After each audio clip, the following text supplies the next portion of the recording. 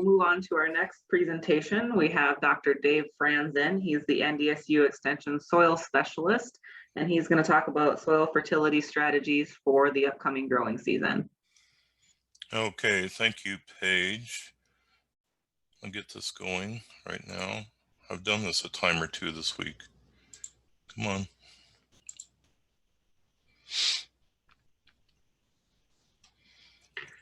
You see it with the note slide on the side, so if you just switch the display settings. Why my computer screen's going nuts. I may have to back out. I'm sorry. I don't know what happened. This has never happened.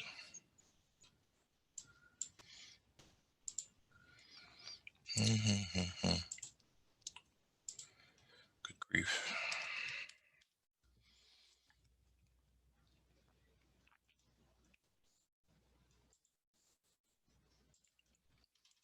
Oh, my computer's locked up. So that's wonderful. All right. So we're just going to do this. So the really important things about spring wheat and fertilizer is that to realize that your recommendations aren't yield based. This has been our recommendation for, gosh, 10 years, going on 10 years. And I'll explain that a little bit more as we go along. And then if you're applying surface urea, and many people do, or they surface apply urea, and God forbid they try to work it in with a vertical tillage tool, which is the worst thing you can do. It should be treated with a urease inhibitor, NBPT. Starter phosphate is really important. Chloride is of minor importance. And sulfur is probably less important this year, coming into this year, because it's been dry for a while. But if you've had problems with sulfur deficiency in the past, I'm not on at all. Maybe try resharing again and see if it works this time. Are you hearing me? Yep, we hear you fine. We're just not seeing your presentation. Okay, I looked over at the picture of myself, which is always a bad thing because I have a radio face, and I didn't see me doing anything. But if you can hear me, then I'm just going to charge on. All right, so we have our nitrogen recommendations through the nitrogen calculator on both the computer-based format on my webpage. Just go to Dave Franzen NDSU, and over on the right-hand side, somewhere in that menu of things that you can click, you'll find the nitrogen calculator. And then so many people use their cell phones for everything now that we've had an app now for a few years. It contains the wheat nitrogen app, and it also contains the sunflower and the corn nitrogen app if you're interested. So that's what you need to do. So I had a question yesterday out of the Williston crowd on whether we've made any changes to the wheat nitrogen calculator, and I haven't seen any reason why we needed to. We've done, gosh, I don't know how many studies have we done in the last 10 years, certainly 20 sites. And I haven't come across a single site yet that didn't agree pretty close to what the nitrogen calculator told us that we should do. So I don't really see anything that I need to change. So when you do that, you choose the part of the state that you're in, and most of you watching this, listening to this, are in the north central or northwest part of the state, and so you go to that area. You could be in eastern North Dakota or western North Dakota. And then if you're in downtown Minot and you're on your east side of the road, and you're kind of farm on the west side of the road, and you think that line is exactly east or west, I encourage people to look at their basic soil survey information and kind of a telltale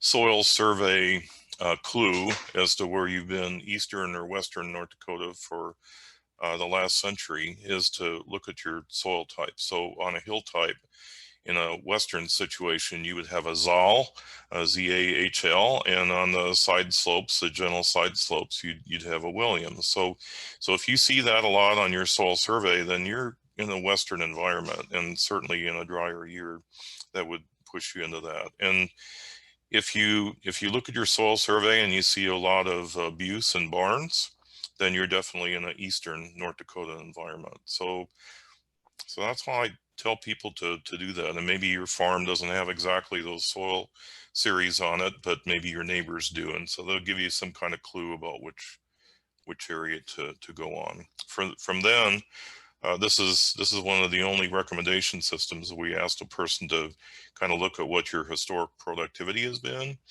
Have you been close to 100 bushels, or have you kind of lingered in that 40 to 60, or have you been, 30 bushels is a win for you, like it is sometimes in the very southwest part of the state on some troubled soils. That's a good word for it. So then you choose what your productivity is, and that's for economic purposes, not so much for the nitrogen response. And then the next part of this, of course, is very different than the way recommendations were 20 years ago, is we ask you to consider what the wheat price is and what the nitrogen cost is. And so that varies the amount of nitrogen recommended based on what it's going to return. And for the spring wheat and durum, we've considered both the protein and the wheat yield. And so it takes into account all of that. And so from there, we go to the tillage practices. And I think many of you have heard me say, or heard others say, that we have a long-term credit for no-till, and it's a real thing. We've seen it in corn, and it's part of our corn recommendations. We've seen it in sunflowers. It's part of our sunflower recommendation. There's a couple of reasons for that, and I don't have time to go through them right now, but there's agronomic reasons why that happens. And so you click on your tillage, you click on your previous crop, whether it's been peas or whether it was barley the year before or something. And so at the end, it's going to give you a number, and let's just pretend it's 120 pounds of N. But that number is not a number chiseled on a temple wall.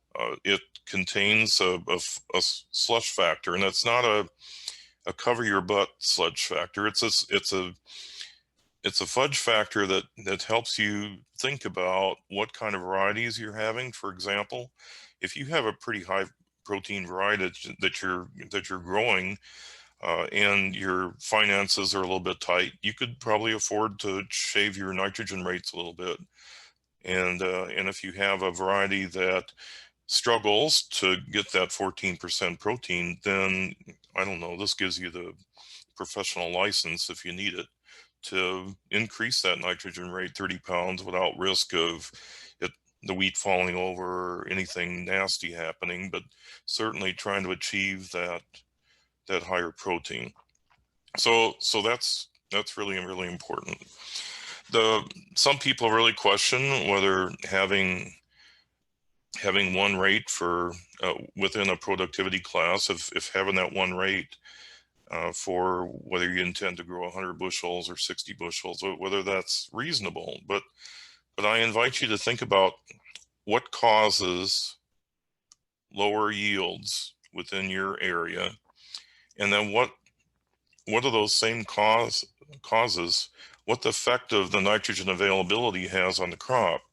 If you have a low yielding environment, which in your area is almost always, not always, but almost always due to kind of a drought situation or dryness at the wrong time, think about what's going on in the soil. If you have really dry weather that's going to limit yield, you have a lot less mineralization, release of nitrogen from the soil because of low biological activity. You're going to have a reduced root system because roots don't grow through dry soil. They grow through moist soil to get to moist soil. And so the root systems are generally reduced. And certainly the main way that nitrogen travels from the soil to the roots is through a process we call mass flow. And the mass is water that the nitrate is dissolved in. And when the when the wheat plant is growing, it's depleting the water supply around its roots. And then water goes from areas of plenty to areas of not plenty. And so in a normal year, what's happening is the water is moving toward the roots in response to the roots drying up the water around the roots. So, but if the soil is just dry, there's no mass to flow, is there? And so the net result of all of that in a dry condition is it takes far more nitrogen per bushel to grow a crop than it would in what we'd call a normal year. And if you have an ideal year, I think looking back, I think 2016 generally was a pretty darn good year for a lot of people. Actually, last year wasn't too bad for some of you in the area. And so when you think about those years that are good, what's going on? So the soil is moist, but not too moist. And the roots are able to grow to a deeper depth and extract nutrients from a larger volume of soil than they would in a normal year. There's enough water to move the nitrate towards the root, and the mineralization, the activity of the microorganisms is really good. And so the net result of having a ideal year is that it takes far less nitrogen per bushel to make a crop than it would in a normal year. And so those are the bookends, and so the middle is the same. And so it really doesn't make any sense to vary the rate of nitrogen, phosphate, anything based on the yield if the economy will support it. So that's the background, and that's why it works. And the data tells me to do this, and so I've done it. In the corn belt, almost all of the states have moved to a similar kind of situation. They call it maximum return to N. South Dakota is working on it right now because they've been devoid of a person down there for quite a while. But I know that Jason Clark is busily trying to build up a database so that he can get in on that same kind of program too. So almost all of my colleagues will agree that yield really doesn't have anything to do with it. So that's that. As I talk to farmers, I'm pretty astonished sometimes that all wheat growers don't use a seed placed phosphate fertilizer. You leave bushels on the table every year by not doing that, and so it's really important. You're putting the wheat in about the first thing that you're going to do, wheat and canola, and both of them are really highly responsive to starter fertilizer, either with the seed or near the seed. You never put it as a midrow band because the roots, by the time they get there, the yield is already made. So you put it with the seed. Nitrogen can go in a midrow band, but phosphate can't. So you need to put a starter phosphate on. As far as the chloride goes, some of you put on some potash, some potassium chloride for the chloride, and I think you just have to pencil it out. In general, it gives about 3 to 4 bushel yield increase about half the time. And so if you're penciling that out and it's kind of looking like you're break even, it's not that important for spring wheat. The yield increase from that generally comes on increased kernel size. There's a little effect of suppression of certain diseases, but the biggest yield gain is because of increase in kernel size. Those of you that grow in malting barley, it's a must if you have low chloride levels, because you remember that one of the factors that can kick you out of malting into feed is plump, and increased kernel size is plump. So to not guarantee it, but to have a much greater chance of getting the plump grade, if your soil is low in chloride, then you should think about using chloride. The micronutrients are generally not important. We did work on copper, gosh, years ago, and it's very site specific. Sandy soils, really low organic matter.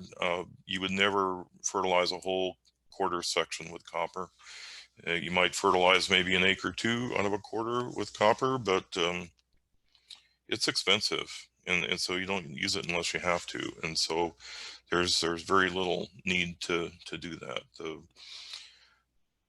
number of acres that would really respond to that would be really small.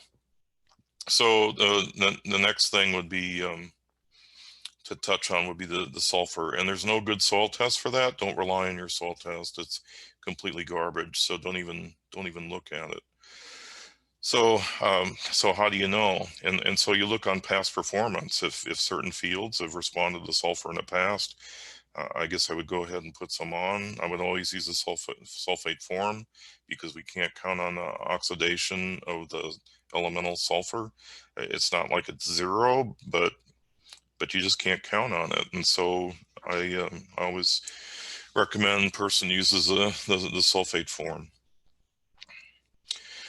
So let me see what else. I think that kind of kills the spring wheat durum discussion. I think I've said everything I wanted to say about that. So I want to spend a little bit of time on the updated soybean recs. Nobody grows wheat in a vacuum anymore. You have a rotation that you use, or at least a crop selection that doesn't include spring wheat. That'd be pretty disastrous. So we changed our soybean recommendations this last year. All the researchers in North Dakota, including Shana Forster and Chris Augustine, and I'm not going to remind them all, they're all on the publication. We got together and shared our research and decided we needed to make some changes. So the first thing that we looked at was inoculation. And if you've never grown soybeans before, and there are some growers in your region that probably have never grown any soybeans before, but they look at the price of the soybeans and think, well, I think I'll put in a quarter. That's fine. But you really need to make sure that you inoculate those soybeans with a soybean inoculant.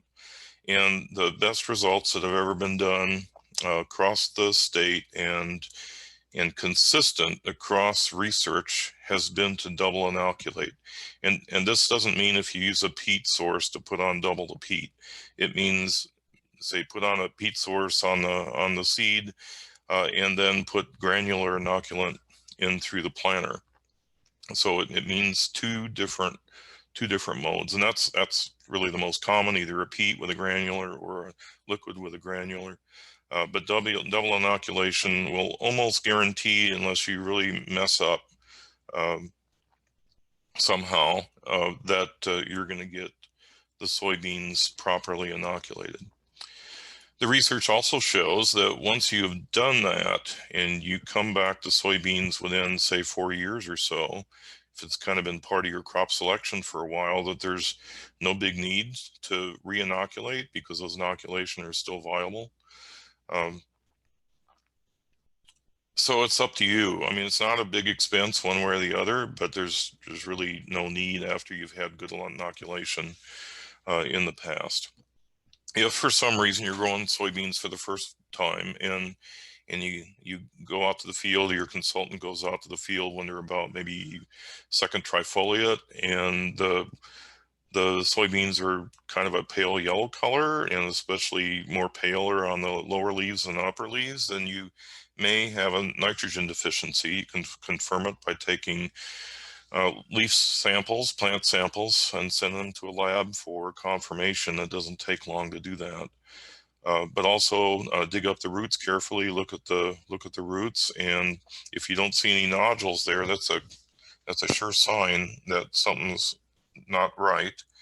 And you can go ahead and rescue and gather some of the yield back with you, but it's going to take some money. You know, you wouldn't put on just 20 pounds. If it really was deficient, you would put on probably at least 100 pounds of nitrogen, because soybean seed contains quite a bit of nitrogen, high protein levels, you know. So those are two things that are in the recommendations, and none of them are any big shocker. There's no need to put on nitrogen for properly inoculated soybeans. It's just a waste of money. It doesn't help you at all.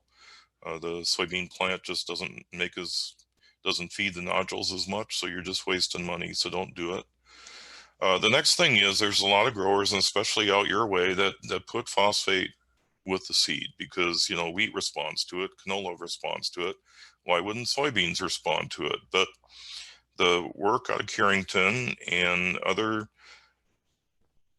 other research trials have shown that more times than not, you actually are going to decrease yield and decrease stand when you put seed place phosphate of any rate down. So that's something that you should completely not do, no matter how convenient it is. On the other hand, the critical soil test level for phosphate for soybeans is only 7 ppm. It's not the 10 or 12 that it used to be. There are a number of trials around the state, including your area, and none of them have shown any yield increase putting on broadcast or any kind of phosphate if you had soil test levels over 7 part per million. So the amount of phosphate that you're going to put on there as a broadcast application, even if it's really pitifully low, 3 ppm, is relatively modest, maybe 100 pounds a MAP broadcast applied. So that's a change, and it's an important change. And if you're banning phosphate on your soybeans, don't, and you'll probably immediately gain another 3 bushels or so of yield. I mean, can you think of anything else where you could not do something and actually gain yield? So don't do that. So if you really need the phosphate, then broadcast it. But because of our lowering of the critical level, fewer and fewer of you will need to apply phosphate than have applied it before. Potash levels out in your region are relatively high, so you really shouldn't have to worry about them too much. We base our potassium recommendation on the soil clay content, and in the soybean circular, there's a map of the makeup of the soil clays in your area. Most of your area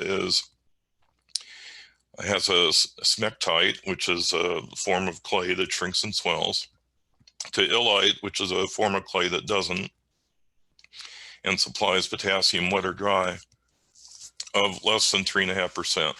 And because of that, your critical level is pretty close to what it's always been. Those of you in the very northwest, and including most of Divide County, have a fairly high smectite clay in your soil test, and so your critical level is higher than the rest of that region, because when it's dry, those smectite clays collapse and can trap potassium in it and don't allow potassium to flow out. So even though your old potassium critical levels might have shown that you were okay, in a dry period, it may trap some potassium, and you really needed a higher soil test level or an application K to get by. So that's new also. As far as sulfur goes, soybeans aren't nearly as responsive to sulfur as what small grains are, so that would be an afterthought. I wouldn't just, as a matter of fact, go ahead and put sulfur on soybean unless I had some historical reason to do it. And you can also, you can always go in, let's say that you have plenty of nodulation and the soybeans get about maybe 4 trifoliates and the top ones start to turn pale yellow, not intraveinal chlorosis like iron deficient, because you don't really have that much of a problem with that up there. But if large areas, particularly low organic matter areas or sandy areas, start to turn pale yellow up on the top leaves, again, take a leaf sample, send it into the lab, you get the results back real quick, and then you can go ahead and maybe spot apply some ammonium sulfate granules and pray for rain, and take care of that. Soybeans are an August crop anyway, so they'll take all kinds of abuse early in the season, as long as during this pod fill time that things are ready to go. So I think that takes care of everything I wanted to talk to you about soybeans. There's other crops in your region. Canola price is up, and so there's be more interest in that, I think. And 2 most important things, I think everybody understands the value of sulfur. So even though it's been dry, you still apply it because it's just so incredibly important. And the next thing is, I'm just as astonished with canola as I am with wheat, how many people don't put starter phosphate with their canola, either with the seed, paying attention to what the restrictions are, or near the seed. It is a non-mycorrhizal crop, and it responds tremendously to starter phosphate. So you're leaving hundreds of pounds of canola on the table if you decide just to broadcast that thing. So consider, I mean, it doesn't take much to tool up a planter to put some phosphate with the seed. So for heaven's sake, do it. So I think for the remainder of my time, and my clock is even seized up on my computer, so I don't even know how much time I have, but I think I'll just wrangle some questions if people have some questions about things. And Good. Yep, Paige? we do have some questions that are coming in, so I'll go ahead and read those off. Sounds The good. first one is, why is vertical tillage not good for incorporating urea? Oh, yeah. Well, that's too bad you can't see my slides. So if you go into my publication on my website, just go to Dave Franzen NDSU Extension Publications, and there's one on nitrogen additives and inhibitors. It'll explain this a lot better than I can right now. But what people used to ask me more than 6 years ago was, I'm going to put urea on, and I plan to use a vertical tillage. I'm going to cover it with soil. Is that going to be okay? And I said, well, as long as you can't see the urea, then you should be okay. It's covered with soil. You're perfectly safe. But that was an assumption by me and all my colleagues all across the country, pretty much. And it took a Canadian out of Ontario to wake us up and hit us on the side of the head with a 2x4. He actually did the work, and he found that in the first week of just leaving the urea lay on the surface, no protection of any kind, that the volatilization losses were maybe 2-3%. But if he covered it with about an inch of soil, the losses during that week period increased to 18%. So it was 6 times worse when you covered it with soil. And you think, well, that doesn't make any sense, but really it does, because the urease is a soil-borne material. And so what you're doing when you're laying it on top, the urea is only coming into a contact with a small amount of the urease in the field. But if you cover it with soil, you're increasing greatly the amount of urease that's in contact or near contact with that urea particle for the period of time. And so by increasing, well, I guess you can think of it as concentration of urease around the granules, you're greatly increasing the risk of volatility. So when people ask me that question after that paper came out, I say, for heaven's sake, treat it with an MBPT, which would be agritane and all its brothers and sisters, or NPPT, which is a BASF product that also contains MBPT. And I don't know how much they're marketing that. It used to, or maybe it still is marketed as Limus, but both of them act the same. The reason that those are effective is that, you know, we think about the enzymes as some kind of nebulous blob, but they have structure just like a 3/4 inch wrench has structure. And in the case of urease, if you turn it just so, and you can see this on my publication, if you turn it just so, there's a triangle hole in the middle of the urease enzyme. Well, that's important because the structure of urea, which is NH2 CO, is also a triangle, with one arm being the CO branch and the other 2 arms being the NH2 branches, and those fit right in that triangle. And when the urease enzyme draws that into it, which it does through electrostatic charges, the electrostatic charge of the whole enzyme changes, kind of like putting a liquid egg into a hot pan, and the structure of the enzyme changes. It rips the urea apart into CO2 and NH3, and the ammonia, the NH3, is then available for any volatility loss. And then as soon as it goes away, then the triangle shape comes back, and the next urea that comes along, it can do the same thing to it. So MBPT and NPPT, the active site of those 2 molecules is what?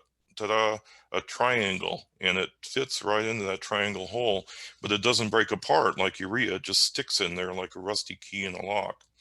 And so for about 10 days or so, it ties up that urease molecule and prevents it from pulling apart the urea. So that's why it works. So it's what a person should consider if they're going to surface apply urea, or if they have to use the vertical tillage in order to make the seedbed fit to plant in, is to make sure that you treat in both situations with an MBPT at a proper rate, and then you'll be okay. Thank you. Next question. Any plans to add other crops like canola to the nitrogen calculator?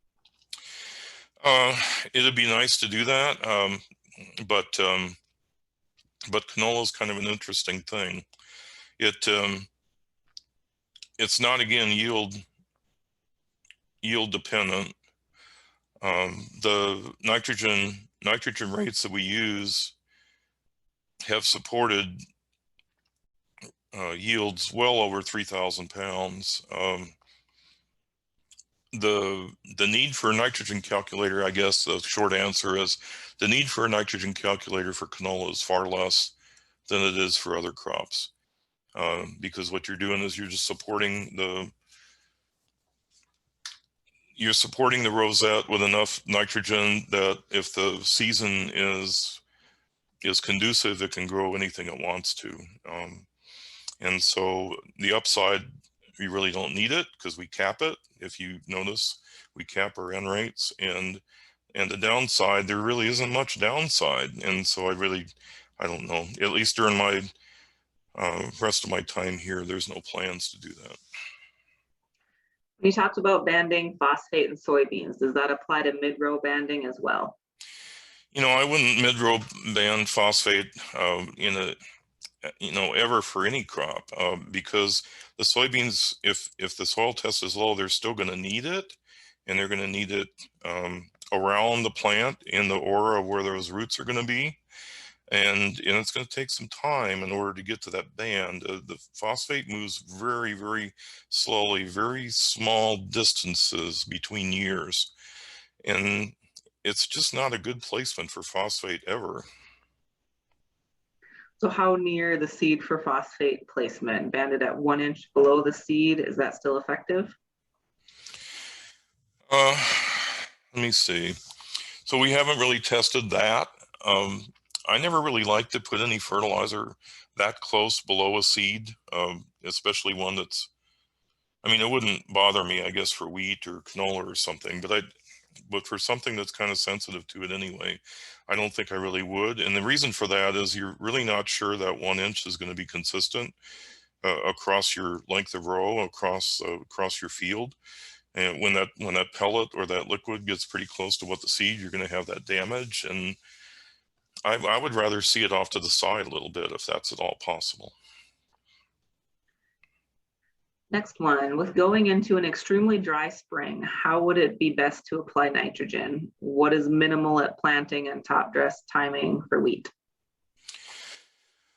Yeah, so wheat grows so darn fast that I continue to try to urge people to put on what they think they need as a pre-plant.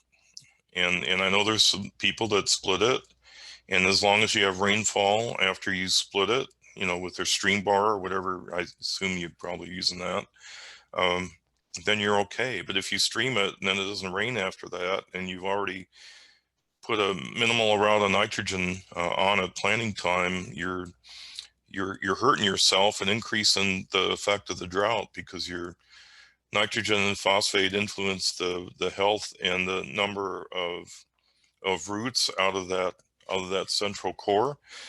And if it's deficient, the root system is just not nearly as robust as it could have been if you would have fertilized it adequately at pre-plant time. And so I know in the past, back in the 80s, there was a movement to reduce the amount of N based on how much water you had in the soil. But how many times have you seen it where you go into the season and it looks like it's never going to rain ever in the whole season, and you get the crop on the ground, and then you have adequate moisture for the rest of the season, and sometimes the taps turn on and it turns out being a wet season? What is it? What do the stock people say? That past performance of a stock is no indication of its future performance. And I think the same goes with the weather. So most farmers I know are gamblers, and so I think you got to take that risk and assume that you're going to grow a good crop and do everything you can to make that work. It's a clarification question. If I understand you correctly, fertilizing by soil type is the best way to variable rate. Oh, fertilizing by soil type. Okay, so the answer there may be yes or no. So if you look at the NRCS published soil surveys, either paper or online in the web soil survey, those lines are not correct as a rule. There's a lot of assumptions that go into effect, and I haven't been very satisfied when I was doing my precision ag work that we could count on those for almost anything.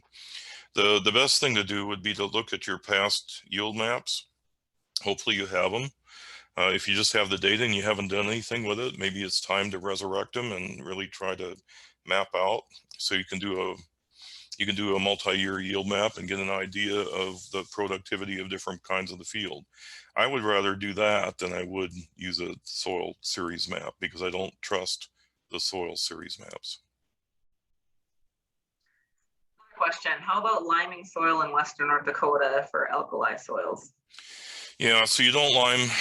If you're talking about salty soils, lime is not the answer for that. There's no product compound in the known universe that you can put on a salty spot and get rid of the salts. I know that some of you have got postcards about different products and you put this on and the salts go away, and they should be ashamed of themselves because that doesn't happen. So don't buy into that. Literally, don't buy into that. Let your neighbor buy into that, and then you can rent that land next year. So that's a water table problem, and so putting something in there that's actually going to grow in that salt level, that's important. You can't just leave it go because it becomes a fallow and the water table just increases and increases and the salty spot increases and increases. So but adding something onto it, no. But we do have huge growing acid problems in the surface soils of really everywhere west of the Red River Valley, really. So this is caused by shallow placement urea, and I'm glad people have been no-till for a long time, but no-tillers are the first ones to see this happen. But we have pHs in a lot of places, and I mean a lot of places that are down into the 4s. And Brian Beto's working on a patch of land that has 4.3 pH all the way down to 6 inches from somebody that's been putting on anhydrous, and so the acidification is a little bit deeper. When you're putting on urea near the surface, we call it stratified acidity. So you can have pHs of 4.2 in the top 2 inches, and then maybe 5.4 in the next 4 inches, and then maybe 6.5 below that. But plants have a heck of a time growing when its pH is below 5. The roots plug up with aluminum. Manganese becomes 10 times more available, 100 times more available, and can create toxicity problems. I've seen it in canola in your area. I've seen the root plugging and the horrible wheat yields because of low pH in wheat and durum. So when you're soil sampling, you need to do it in a zone. And then if you suspect that you might have a pH problem because of some unexplained poor crop growth, then you need to divide that surface 6-inch core into, say, a 0 to 2 and a 2 to 4 inch depth. You can also get a hold of things called, let me see, Spectrum makes a little meter called a soil stick, and it's been tested by Extension out in Washington State, and it's pretty good. So you can actually take the core, and then following the instructions, you can put the soil stick on the core at different depths and record your pH as you go down, so you can tell if you got stratification or not. These things are only like $40, And so consultants probably ought to have those in their kit because we see this as a horrible problem. And that's where lime is going to need to be applied. And it's either going to be municipal lime or sugar beet lime is my guess, because we have no quarries, we have no limestone quarries in this state at all. But you need to keep your eyes open for it because it's here. All right.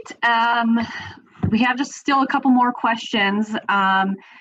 What are your thoughts about incorporating urea with a hoe drill air seeder compared to vertical tillage? Well, as long as you get the urea, if you truly get it 2 inches or below, then you're totally safe. If it's only incorporated in within the top inch or so, then you probably still, well, you do. You need to use the urease inhibitor. Back in the day, showing my age, Landco, when they owned Trefland, they came out with a great little movie that they showed to industry audiences, and we showed to our growers about what happened to Trefland granules when you incorporated it at different depths. And even though, say, the drill might be set at 2 inches, and so you think that the urea is incorporated to 2 inches, what you're going to find is that the greatest concentration of urea, if you're just running across it at a 2-inch depth, is going to be about 1 inch. And there's going to be some all the way up to the soil surface, and then a little bit down at 2 inches. So essentially, most of that urea, if you're just going across and doing some mixing, is going to be less than 2 inches to the soil surface. If you're actually putting it at the 2-inch depth, and that's where it's laying, then you're perfectly fine.